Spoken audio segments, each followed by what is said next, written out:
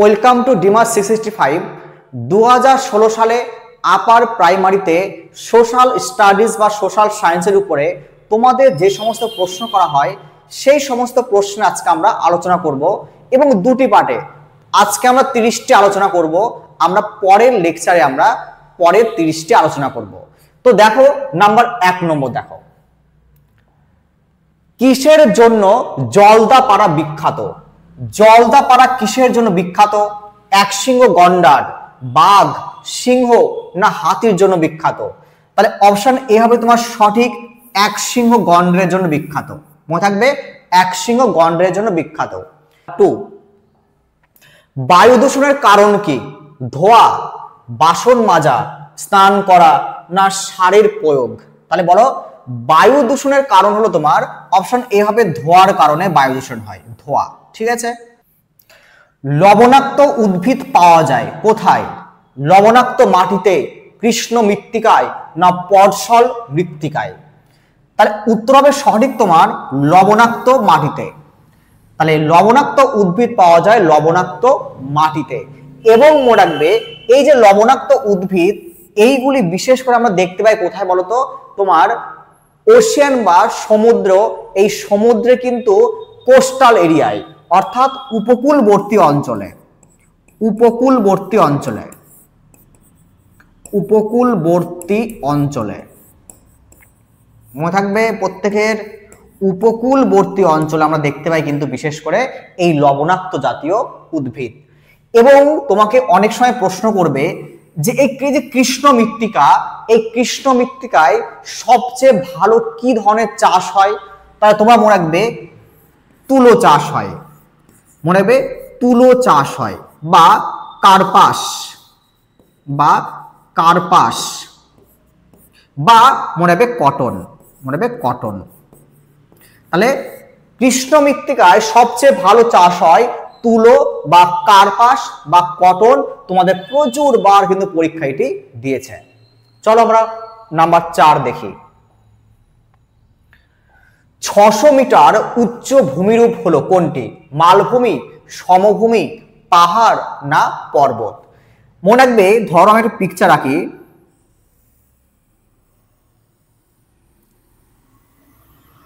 আমি একটা পিকচার দিলাম একটা, হ্যাঁ একটা আমি পিকচার দিলাম, এটা আমার সমুদ্র, এটা আমাদের সমুদ্র নিচে। তো মনে রাখবে সমুদ্র থেকে তোমার, সমুদ্র থেকে 300 থেকে 600 এর মধ্যে, ধরো সমুদ্র থেকে 300 থেকে 600, 300 থেকে 600, এই 300 থেকে 600 এর মধ্যে যে সমস্ত উচ্চতার ভূমি পাওয়া যায় তাদের বলা হয় কিন্তু মালভূমি, তাদের বলা হয় কিন্তু মালভূমি। তাহলে কি বলবো আমরা? সমুদ্রপৃষ্ঠ থেকে 300 থেকে 600 মিটার উচ্চতার মধ্যে আমরা যে ভূমিরূপ দেখতে পাই তাদের বলা হয় মালভূমি। এরপর যখন 600 প্লাস আমরা ভূমিরূপ দেখতে পাই, মানে 600 প্লাস, 600 এর বেশি, মানে 600 মিটারের বেশি যখন আমরা ভূমিরূপ দেখতে পাই, সেই ধরনের ভূমিরূপকে বলা হয় কিন্তু মনে রাখবে পাহাড় বলা হয়। কি বলতো? পাহাড় বলা হয়। এবং যখন এই ভূমিরূপ তোমার 1000 প্লাস মিটার, 1000 মিটার প্লাস উচ্চতায় দেখতে পাই, তখন কিন্তু একে বলা হয় পর্বত। মনে থাকবে, একে বলা হয় পর্বত। আবার বলি আমি, সমুদ্র পৃষ্ঠ থেকে 300 থেকে 600 মিটারের মধ্যে যে সমস্ত ভূমিরূপ দেখতে পাই তাদের বলা হয় কিন্তু মালভূমি। এবং 600 মিটার থেকে 600 মিটারের উপরে প্লাস 700, 750, 800, 850, 900 এই ধরনের উচ্চতায় যে ভূমিরূপ দেখতে পাই এদের বলা হয় কিন্তু পাহাড় বলা হয়। এবং যখন 1000 মিটারের উপরে আমরা যে সমস্ত ভূমিরূপ দেখতে পাবো তাদের বলা হবে কিন্তু পর্বত। তাহলে তোমরা বলো এবার 600 মিটার উচ্চতায় কোন ভূমিরূপ দেখতে পাই? তাহলে অবশ্যই অপশন সি হবে পাহাড়। অপশন সি কিন্তু আমরা পাহাড় দেখতে পাই। চলো নাম্বার 5 দেখি আমরা। ভূমিকম্প প্রবণ অঞ্চল হলো জাপান, অস্ট্রেলিয়া, দক্ষিণ আফ্রিকা না জার্মানি? তো দেখো, এই যে ভূমিকম্প প্রবণ অঞ্চল, তোমাকে বুঝতে হলে একটা শব্দ মনে রাখবে, ring of fire, ring of fire, এটি তোমরা মনে রাখবে।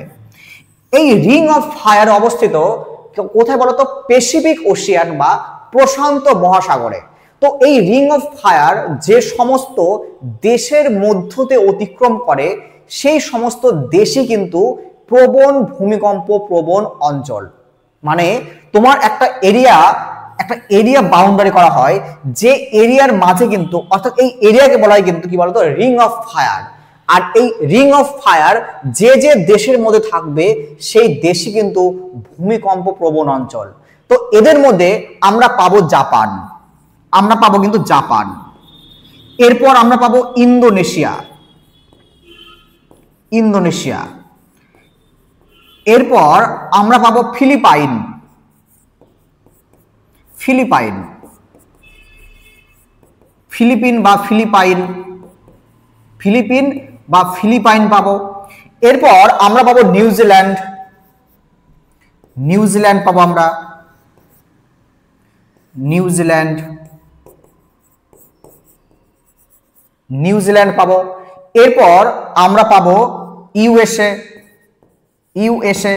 তো এইগুলো কিন্তু প্রত্যেকটা রিং অফ ফায়ারের মধ্যে পড়ে।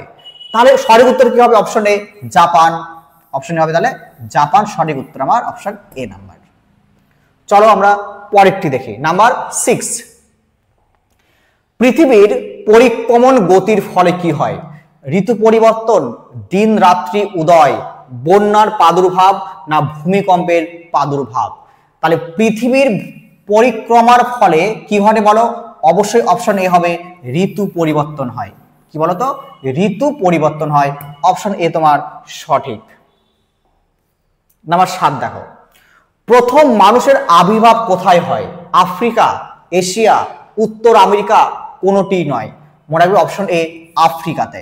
মানুষের প্রথম আবির্ভাব হয় আফ্রিকাতে। নাম্বার 8 দেখো, কর্কট ক্রান্তি রেখা বা আমরা বলবো 23.5 ডিগ্রি নর্থ। তাহলে কর্কট ক্রান্তি রেখা বা 23.5 ডিগ্রি নর্থ পশ্চিমবঙ্গের কোন অঞ্চলের মধ্য দিয়ে যায়? কৃষ্ণনগর, বাঁকুড়া, বীরভূম, কোনোটি নয়। তাহলে আমরা কয়েকটি জেলার নাম জানি, মনে রাখবে জেলা পুরুলিয়া, পুরুলিয়া। প্রথমে দেখি নদিয়া, আচ্ছা দেখ পুরুলিয়া, পুরুলিয়া, বাঁকুড়া, বর্ধমান ও নদিয়া। এই কয়েকটি, বর্ধমান কিন্তু দুটোই হবে কিন্তু, পশ্চিম বর্ধমান, এখানে কি পশ্চিম বর্ধমান আর তোমার পূর্ব বর্ধমান দুটোই আছে কিন্তু। তাহলে পুরুলিয়া, বাঁকুড়া, পশ্চিম বর্ধমান, পূর্ব বর্ধমান এবং নদিয়ার মধ্য দিয়ে 23.5 ডিগ্রি কি বলতো কর্কট ক্রান্তি রেখা অতিক্রম করে। এবং তাহলে তাহলে কি উত্তর হবে বলো? সঠিক উত্তর option B Bankura, option B হবে বাঁকুড়া। চলো আমরা পয়েন্টটা দেখি, নাম্বার 9। হিমালয় যে শ্রেণীর পর্বতমালা সেটি কি? ভাঁজ পর্বত, স্তূপ পর্বত, আগ্নেয়গিরি, অবশিষ্ট পর্বত। তাহলে কি হবে সঠিক উত্তর? অপশন এ ভাঁজ পর্বত বা আমরা বলবো নবীন ভঙ্গিল পর্বত, আমরা বলবো নবীন ভঙ্গিল পর্বত, নবীন ভঙ্গিল পর্বত। ঠিক আছে, তাই নবীন ভঙ্গিল পর্বত বা ভাঁজ পর্বত বলা হয় হিমালয়কে। এবং দেখো দিয়েছে, আচ্ছা কেউ বলতে পারবে স্তূপ পর্বত কোনগুলি? স্তূপ পর্বত মনে রাখবে, স্তূপ পর্বত বলা হয় তোমার বিন্ধ্য পর্বত, বিন্ধ্য পর্বত ও সাতপুরা পর্বত, সাতপুরা পর্বত। তাহলে বিন্ধ্য পর্বত এবং সাতপুরা পর্বতকে বলা হয় তোমার স্তূপ পর্বত। আর মনে রাখবে অবশিষ্ট পর্বত কি হবে? তার মনে রাখবে অবশিষ্ট পর্বত হবে তোমার আরাবল্লী, আরাবল্লী, এটি হবে তোমার আরাবল্লী। ঠিক আছে, চলো আমরা পয়েন্টটা দেখি, নাম্বার 10। ব্যাঘ্র প্রকল্পের সূচনাকাল কবে? 1972, 1973, 1975, কোনোটি নয়। তাহলে সঠিক উত্তর হবে অপশন বি 1973 সাল, অপশন বি হবে 1973 সাল ব্যাঘ্র প্রকল্পের সূচনা হয়। নাম্বার 11 দেখি আমরা, বায়ুর চাপ কি দিয়ে মাপা হয়? Barometer, thermometer, hygrometer, anemometer. তাহলে বায়ুর চাপ মাপা হয় মনে রাখবে অপশন তোমার কি হবে? অপশন এ নাম্বার ব্যারোমিটার দিয়ে। অপশন এ নাম্বার তোমার সঠিক উত্তর ব্যারোমিটার নিয়ে। ঠিক আছে। আচ্ছা কেউ বলতে পারবে থার্মোমিটার দিয়ে কি করা হয়? মনে রাখবে তাপমাত্রা মাপা হয়।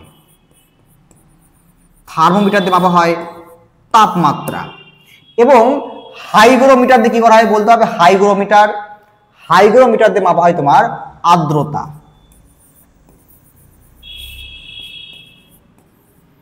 আর্দ্রতা মাপা হয়। ঠিক আছে। তাহলে বায়ু চাপ মাপা হয় ব্যারোমিটার, থার্মোমিটার দিয়ে মাপা হয় তাপমাত্রা, হাইগ্রোমিটার দিয়ে মাপা হয় আর্দ্রতা। আর অ্যানিমোমিটার দিয়ে কি করা হয়? মনে হবে অ্যানিমোমিটার দিয়ে মাপা হয় তোমার কি বলতো? বায়ুর চাপ বা গতি। বায়ুর চাপ ও গতি।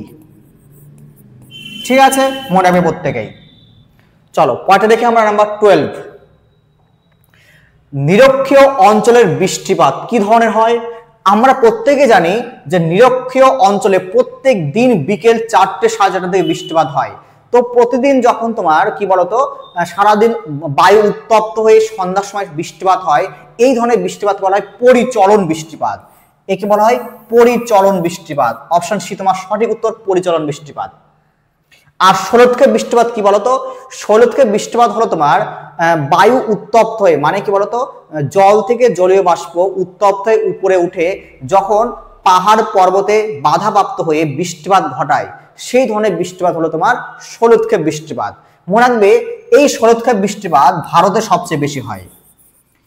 এই ষোলক্ষেপ বৃষ্টিপাত ভারতে সবচেয়ে বেশি হয়। পরীক্ষায় যদি দেয় কখনো যে ভারতের বৃষ্টিপাত কি ধরনের বৃষ্টিপাত, বলবো আমরা ষোলক্ষেপ বৃষ্টিপাত। তাহলে প্রশ্ন কি করবে যে ভারতের বৃষ্টিপাত কি ধরনের বৃষ্টিপাত, আমরা বলবো ষোলক্ষেপ বৃষ্টিপাত। আর নিরক্ষীয় অঞ্চলে পরিচলন বৃষ্টিপাত। চলো পয়েন্টটা দেখি আমরা নাম্বার 13। পৃথিবীর দীর্ঘতম নদ বা নদী কোনটি? মিসিসিপি, নীল, গঙ্গা না ব্রহ্মপুত্র? তাহলে পৃথিবী দিয়েছে, তাহলে যদি পৃথিবী দেয় তাহলে সঠিক উত্তর হবে নীল নদ। অপশন হবে নীল নদ, বি নাম্বার সঠিক। যদি ভারত বলতো তাহলে হতো তোমার গঙ্গা। যদি ভারত বলে তাহলে ভারতের সবচেয়ে দীর্ঘতম নদী কিন্তু গঙ্গা। আর যদি পৃথিবীর বলে তাহলে নীল নদ। আর যদি বলতো তোমাকে ধরো আয়তনের দিক থেকে, যদি বলতো আয়তনের দিক থেকে পৃথিবীর, আয়তনের দিক থেকে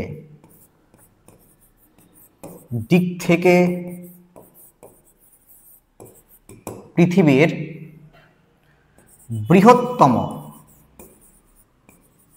বৃহত্তম নদী, মনে রাখবে আমাজন। মনে রাখবে কিন্তু আমাজন। ঠিক আছে, ঠিক আছে। মহাবৃত্তটি হলো নিচের কোনটি মহাবৃত্ত? নিরক্ষরেখা, কর্কট কান্তি রেখা, মকর কান্তি রেখা, মেরু রেখা? তাহলে সঠিক উত্তর হবে অপশন এ নিরক্ষরেখা। তাহলে মহাবৃত্ত হলো তোমার নিরক্ষরেখা। তারপর দেখো নাম্বার 15। দাদরা ও নগর হাভেলি কি কেন্দ্র শাসিত অঞ্চল, রাজ্য, জেলা কোনটি নয়? অপশন এ হবে তোমার কেন্দ্র শাসিত অঞ্চল।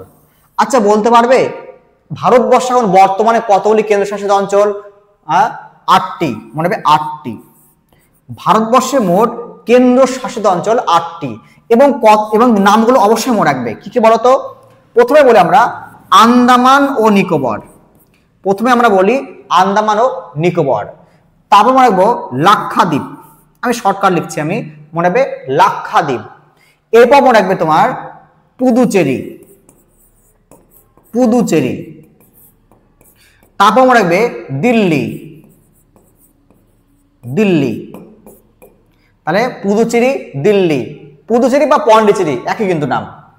এরপর মনে রাখবো আমরা তোমার দমন ও দিউ এর সঙ্গে কিন্তু মনে রাখবে দাদরা নগর হাভেলি। এখন একটাই ইউটি কিন্তু দুজন মিলে নগর হাভেলি। এবং মনে রাখবে চণ্ডীগড়। কটা হলো দেখি?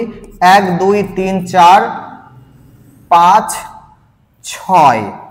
আচ্ছা, তাহলে আমার আন্দামান, লাক্ষাদ্বীপ, পন্ডিচেরি, দিল্লি, দমন ও দিউ, দাদরানগর হাভেলি, চণ্ডীগড়। এবং মনে রাখবে তোমার জম্মু অ্যান্ড কাশ্মীর অ্যান্ড লাদাখ,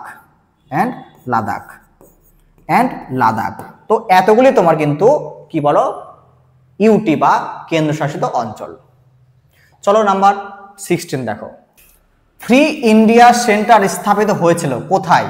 বার্লিনে, লন্ডনে, টোকিওতে, রোমে। তাহলে সঠিক উত্তর হবে option A number Berlin. Option A হবে বার্লিন। এবং খুব ইম্পর্টেন্ট প্রশ্ন তোমাকে পরীক্ষায় দেবে, কত সালে? 1942 সালে। তাই 1942 সালে এই ফ্রি ইন্ডিয়া সেন্টারটি তৈরি হয়। এবং মনে রাখবে কে তৈরি করেন? সুভাষচন্দ্র বোস।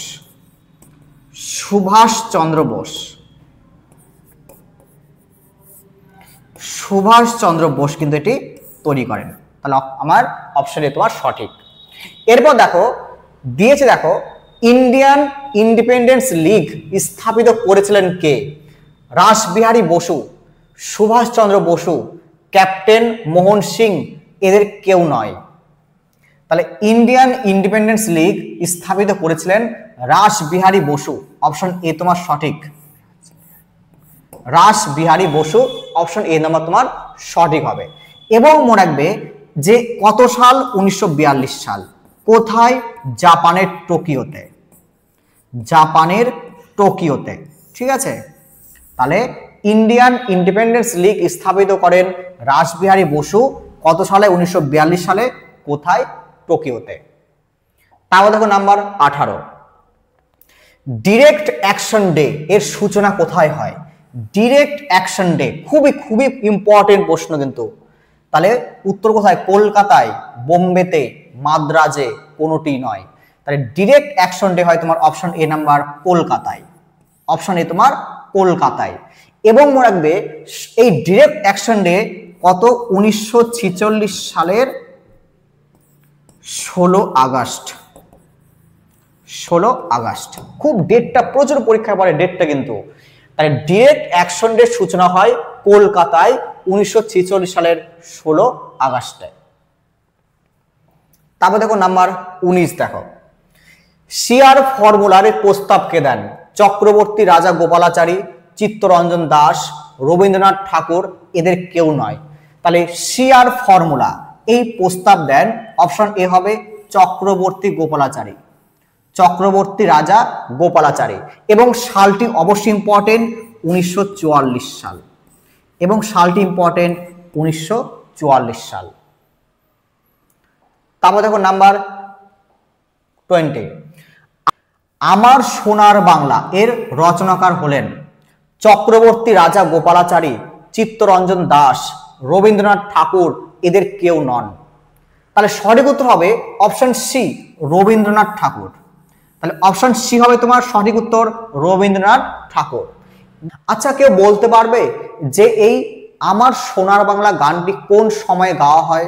মনে রাখবে প্রত্যেকেই 1905 সালে যখন লর্ড কার্জন বাংলাকে বিভক্ত করতে চান, অর্থাৎ কি বলতো পার্টিশন অফ বেঙ্গলের সময় এই গানটি কিন্তু গাওয়া হয়। এরপর দেখো নাম্বার 21, বাবরের জন্মস্থান কোথায়? ফরগনা, দিল্লি, আজমের, কোনোটি নয়।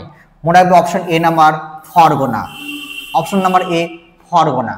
এবং যদি প্রশ্ন তোমাকে করে যে বাবরের মৃত্যু কোথায় হয়, বাবরের মৃত্যু কোথায় হয় বলতে পারবে? মনে রাখবে কোথায়? আগ্রাতে। এবং যদি প্রশ্ন করে যে বাবরের সমাধি কোথায়, মনে রাখবে কাবুল। সমাধি মনে রাখবে কাবুল। অর্থাৎ আগ্রাতে মৃত্যু হওয়ার পর পরবর্তীকালে অনেক কিছু সময় পর এর সমাধিকে কাবুলে নিয়ে গিয়ে কিন্তু স্থাপন করা হয়। ঠিক আছে, কাবুল। নাম্বার 22 দেখো, ক্যাপ্টেন হকিন্স কার রাজসভায় উপস্থিত হয়েছিলেন?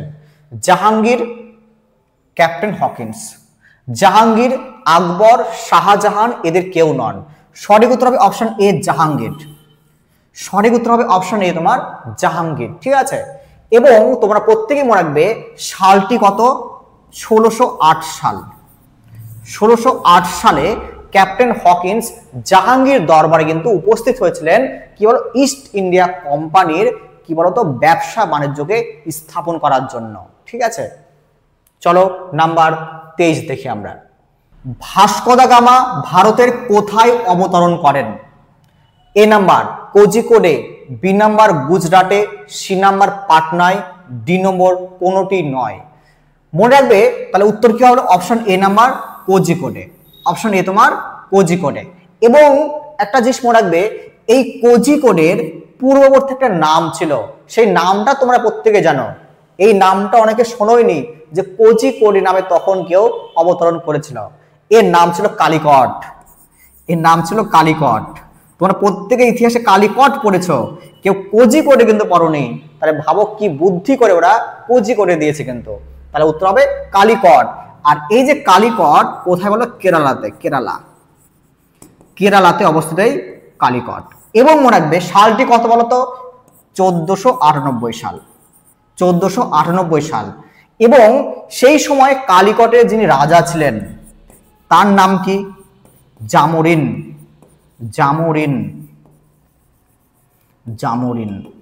ঠিক আছে, তাহলে ভাস্কো দা গামা 1498 সালে কেরালার কালিকট বা বর্তমানের কোজিকোডেতে অবতরণ করেন এবং তখন সেখানের যে রাজা ছিলেন তার নাম জামোরিন। নাম্বার 24 দেখো।